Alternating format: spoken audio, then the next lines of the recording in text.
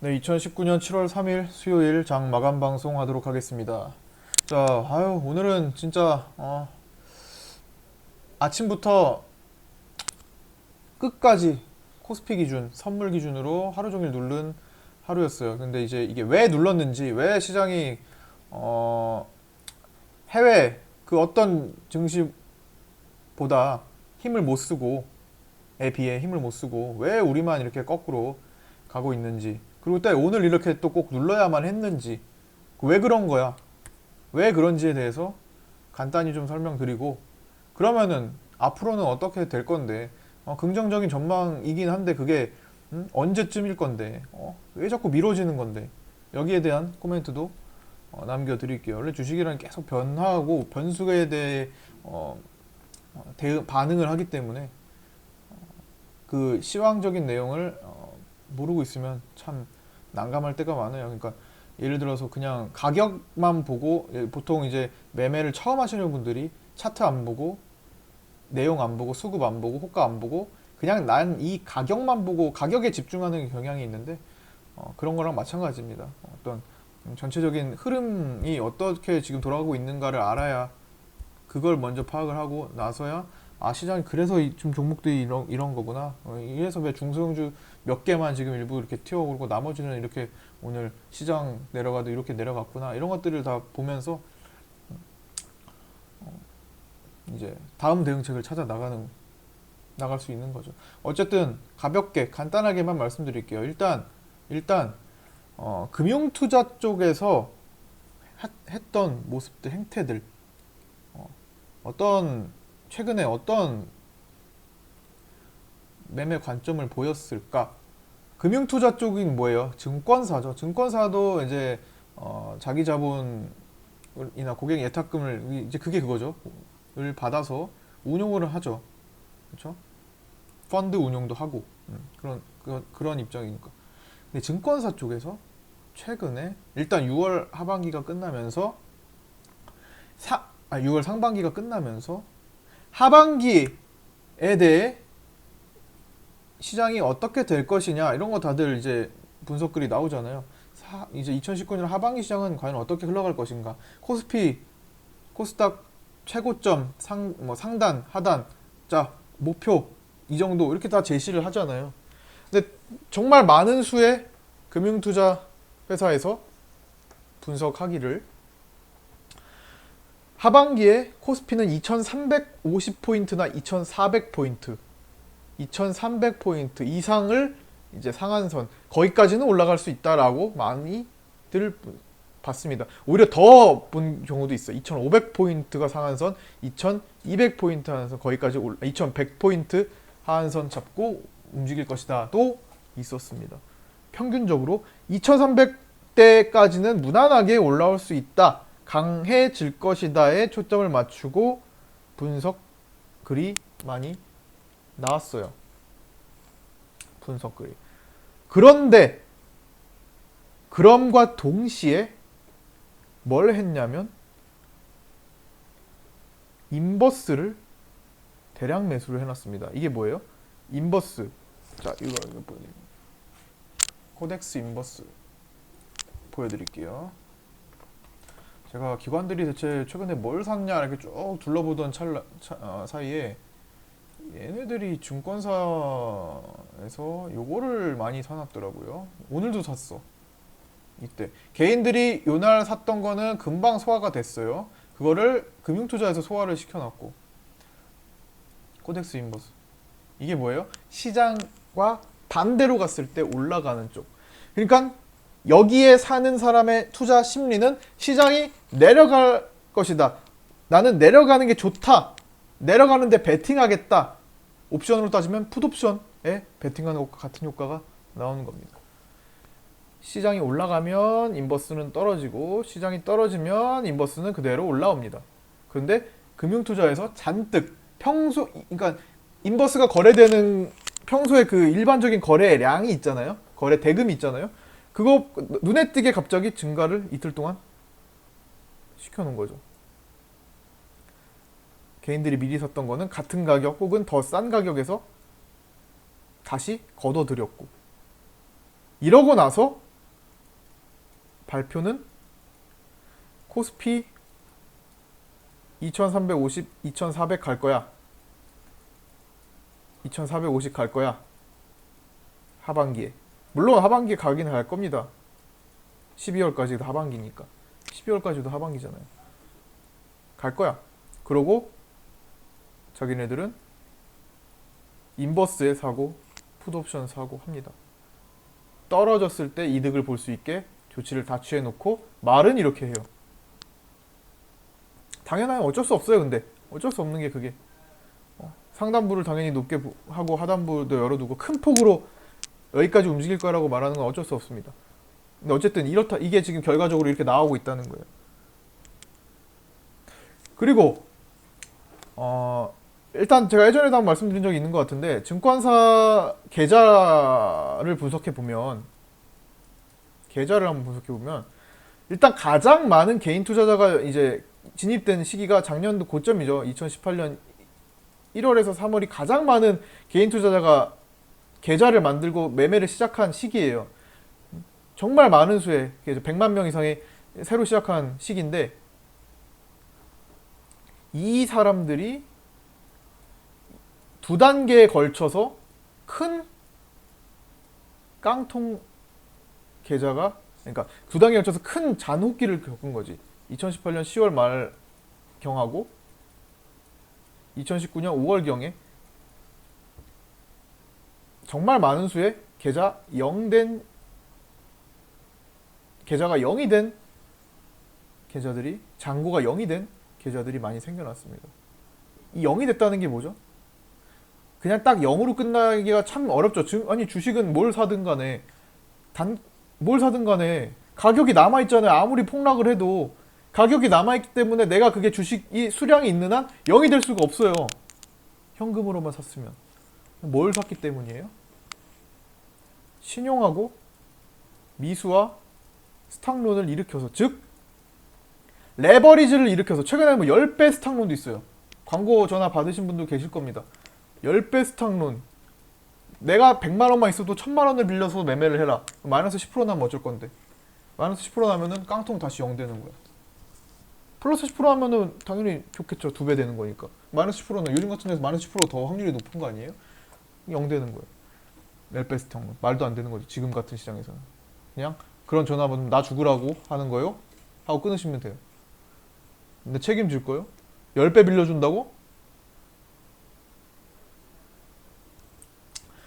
이 레버리지를 일으킨 계좌들이 0이 되는 겁니다. 그리고 이게 0일까요? 0이 아닌 경우가 더 많아요. 어떤 경우? 마이너스인 경우가 더 많습니다.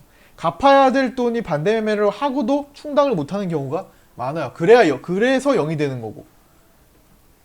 그래서 이 회수하지 못한 자금들이 많습니다. 증권사, 이것도 뉴스에도 나온 내용이고, 회수되지 못한 자금 굉장히 많아요.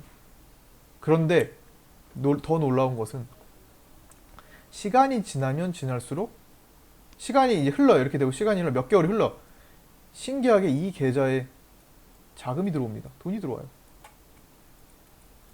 이 돈은 무슨 돈일까요? 어쨌든 이 계좌에 돈을 넣을 수 있다는 것은 이 계좌의 주인이에요. 예를 들어 500만 원을 넣고 하던 개인 투자자가 내가 미수 신용 잘못 써가지고 0이 됐어. 나중에 몇 개월 뒤에 다시 500을 넣어. 이 500은 어디서 난 돈일까요? 주식으로 번 돈이에요? 아니요. 외부에서 구해가지고 뭐 하겠다고 마련한 돈이에요? 이 500 찾으려고, 원금 회복, 원금 찾으려고 다시 투입한 거야. 내가 이제 돈이 마련됐으니까, 아유 내가 잃어버린 내 500 찾아야겠다. 다시 투입합니다. 이런 계좌들이 일정 시기가 지나면 계속 생겨난다는 겁니다. 그럼 이게 다시 말해 이걸 뭘 뜻할까요? 주식은 한 번 손댄 이상 쉴지언정 끊을 수 없다. 10이면 9, 100이면 99명 끊을 수 없다. 다시 언젠가 시장이 최고점 달려서 지금 주식 안 하면 안 될 때입니다. 정말 폭등하고 이런 시장에서 안 하면 안 되죠. 지금 코스닥 900포인트예요. 이런 시기가 다시 올 때 들어온다는 겁니다. 그때라도 들어와요. 나중에라도. 정말 참다 못해 고점에서 또 들어오게 되는 한이 있더라도 다시 들어오는 경우가 많다는 거예요. 근데 그런 고객 예탁금이 늘어날 때 그 고객 예탁금도 그냥 고객 예탁금이 아니라 0이 된 계좌가 혹은 많이 줄어든 계좌까지 포함해서 0이 됐든 만약에 뭐 마이너스 80% 계좌든 이런 계좌들이 돈이 유입이 되는 시기가 있어요. 그 시기 때마다 단기 고점이 형성된다고 합니다. 그리고 그때마다 금융투자 기관들은 매도가 많이 나오고요. 참 이게 돌아가는 메커니즘이 그렇게 되나요? 그냥 자연스럽게 놔둬도 그냥 자연스럽게 그냥 놔둬도 이렇게 돌아가는 성리인 것 같아요. 이렇다고 합니다. 주식은 끊을 수 없으면 저는 잘 배워서 한 몇 년 동안 잘 배워서 나중에는 정말 잘 할 수 있는 그런 투자자가 됐으면 좋겠다는 입장이고 그거를 위해서 계속 뭐 이렇게 이런 영상도 찍고 계속 말씀드리고 하는 겁니다. 교육도 하고 잘 할 수 있도록 안내해드리기 위해 어려운 시기 지나고 나서 정말 벌 때 벌 수 있는 그걸 만들기 위해 하여튼 이런 상황이래요. 이런 상황. 지금은 그 이 시기에 들어왔던 계좌가 다 여기서 중간에 채워지고 다시 계좌가 박살이 난 시기가 이 사이에 6개월잖아요. 7개월 정도 되잖아요. 이 시기에 그게 한번 걸쳐져 왔고 지금은 이 시기가 시간이 지난 지 얼마 안 됐고 지금도 힘든 시기를 보내고 있기 때문에 아직은 계좌가 채워지진 않고 있다고 합니다. 거의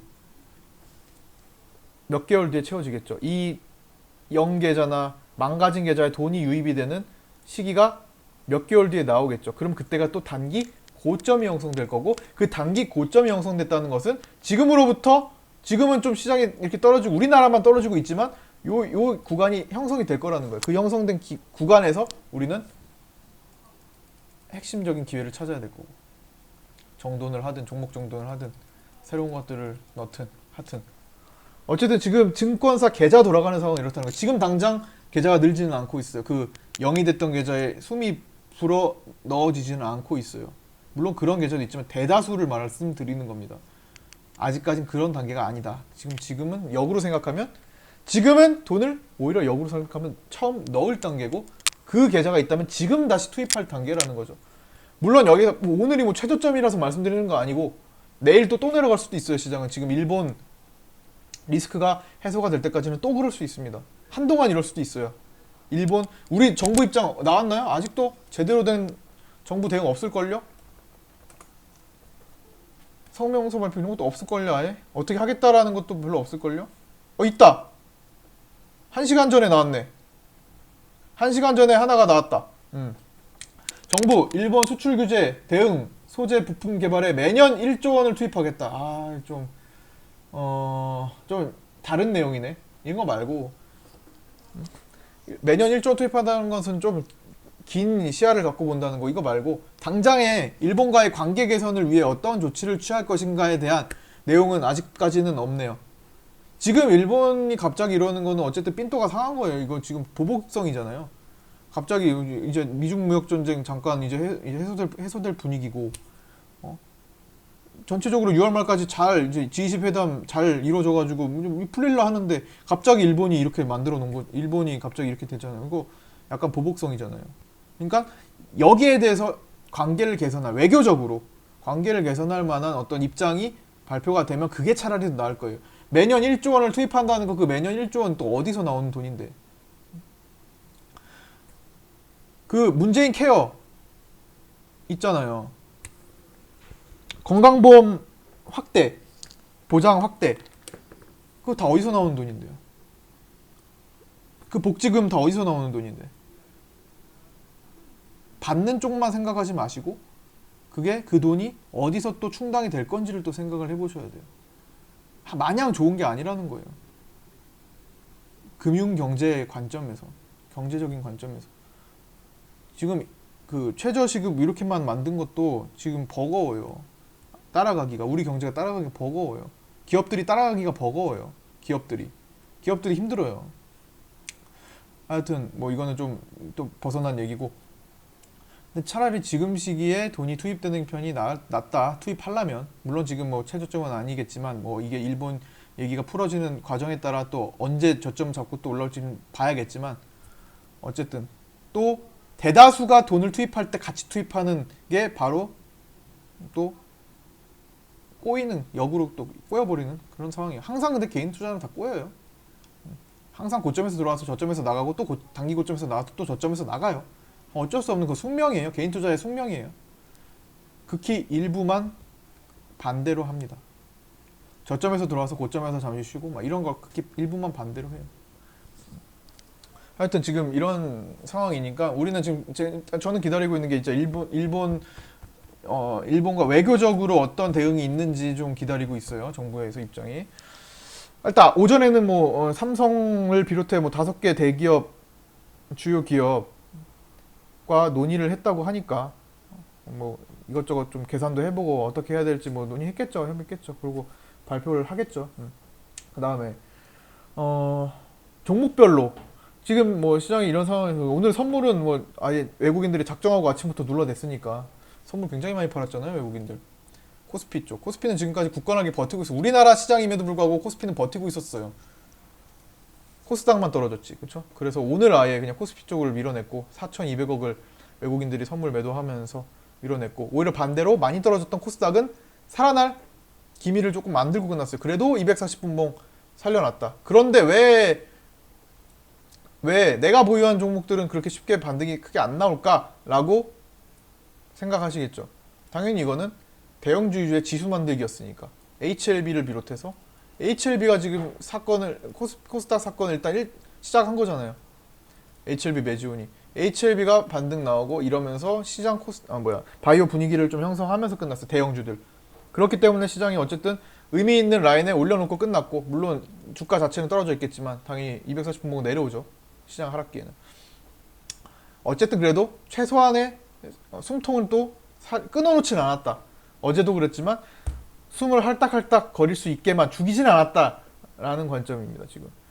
그래서 뭔가 여기서 하나가 이제 시황적으로 외교적으로 어떤 지금 우리나라가 직면한 문제들이 하나가 풀려지면 랠리를 펼칠 수 있는 준비는 해놓고 있는 입장인 겁니다. 어제는 정치주 움직였던 것도 다 그런 거고, 어쨌든 자금이 어디로 갈 수 있는 자금들이 준비된 상태라는 거예요.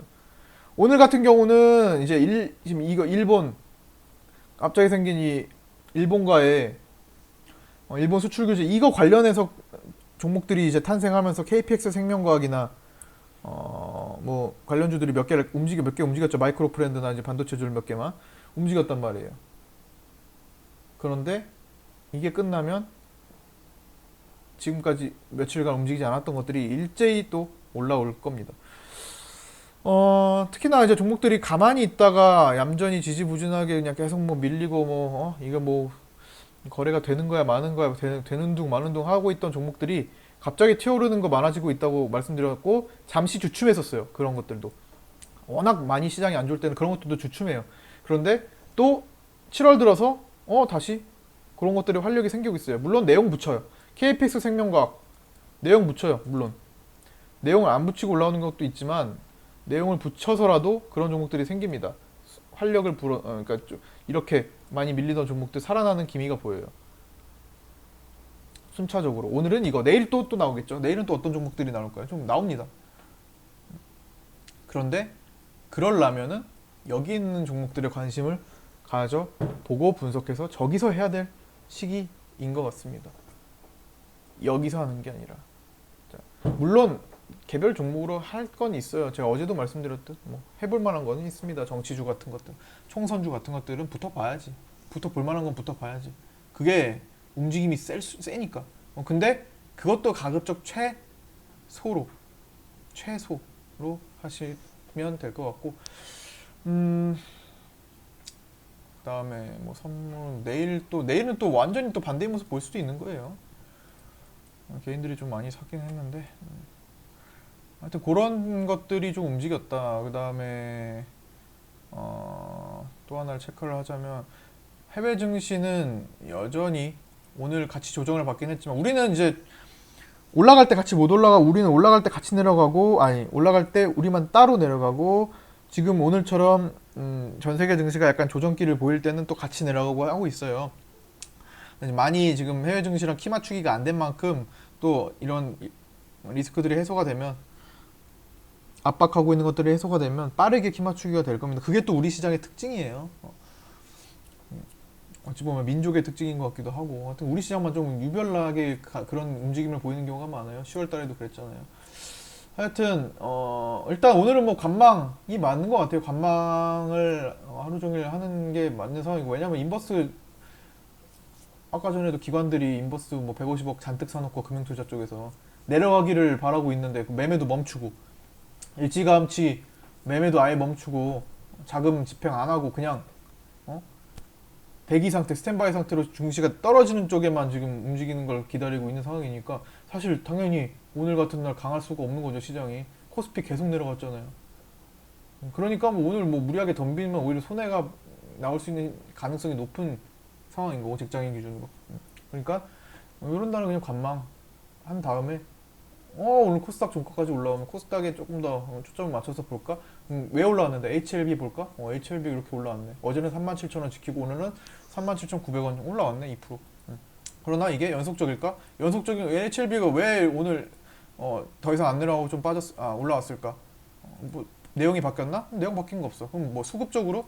그래, 수급적으로 개인들 반대 매매 물량? 외국인들이 다 바닥에서 받아갔네. 여기서 받아갔네. 외국인들이 이거 팔려면 좀 올려줘야겠네. 이런 것들. 아 그래? 그럼 올려준다면 여기서 한 번 더 올릴 수 있을까? 올릴 수 있겠네. 얘가 추가적으로 악재가 갑자기 뭐 또 한 번 생겨버리지 않는 이상, 임상이 또 갑자기 우리 임상 실패해요. 갑자기 뭐 그럴 일은 당장 없겠지만 한 좀 시간이 걸리겠지만 외국인들이 또 저거 거래 발생시켜야 될 상황이기도 해요. 이렇게 나올 수가 있어요. 이게 뭐 내일 나오든 며칠 뒤에 나오든 어쨌든 이 과정이 이게 되면, 요거 되면 뭐예요? 바로 이퀄 코스닥이라고 생각하시면 돼요. 얘 때문에 부담스럽게 내려갔던 다른 바이오주들 힘내면 코스닥 자연스럽게 올라오고, 코스닥이 올라오네? 그러면 중소형 개별주들도 야 이제 좀 돈 좀 써도 되나 보다. 잠재되어 있던 돈, 대기하고 있던 돈, 내가 매집은 해놨지만 100만 주, 200만 주 작은 종목에 매집은 해놨지만 아예 좀 요즘 하지 뭐 요즘 해봤자 뭐 매도 물량이나 많이 나오지 뭐 재미없어. 대기해. 골프나 치자. 놀러 갔다 오자. 이렇게 대기하고 있던 개별 중소형 주들도 시장 조금 반등하네. 이제 좀 돈 좀 쓰자 하면서 더 빈도수가 많아질 거고, 그런 종목이 나오는 빈도수가 많아질 거고, 그게 우리가 공략하는 종목들이 될 거고요. 이렇게 순차적으로 만들어가자는 겁니다. 그러니까 하시려면은 아까 전에 계좌를 말씀드린 게, 뭔가 지금 주식을 다시 해야 되겠거나 돈을 조금 더 투입을 해서 내가 조금 지금 힘들었던 걸 좀 만회를 해야 되겠거나 새로 하시거나 하시려면 이 하반기에 올라가기 전 단계, 하반기에는 올라갈 가능성이 다 높다고 보고 있잖아요. 자금이 다 대기 중이기 때문이에요. 그 대기 중인 자금이 쓸 거기 때문이에요. 자금이 놀고 있기 때문이에요. 매도가 많이 나와서 이미. 그러니까 그게 본격적으로 활성화되기 전에 지금 이런 시기에 일단 돈을 하시려면 이때 진입을 해두고 분위기를 살피는 게 낫다. 그게 더 현명한 선택이다. 라는 것을 일단 말씀을 드리고 오늘 마치려고 합니다. 자, 오늘 여기까지 마치도록 하고요. 아유, 고생 많으셨고 조금만 더 인내를 해보세요. 어차피 지금 정부 입장 기다려야 되고 저도 그거 기다리고 있으니까. 일본 리스크가 좀 길어질 수도 있어요.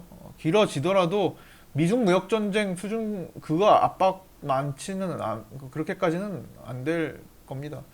일단은 뭐 분위기 좀 보자고요. 일단 지금 뭐 나온 지 뭐 하루 이틀밖에 안 된, 2, 3일밖에 안 된 거니까 앞으로 뭐 일본에서는 뭐 100개 정도의 규제 할 게 있는데, 카드가 있는데 지금 뭐 한두 개밖에 안 꺼냈다 라잖아요. 과연 그게 일본도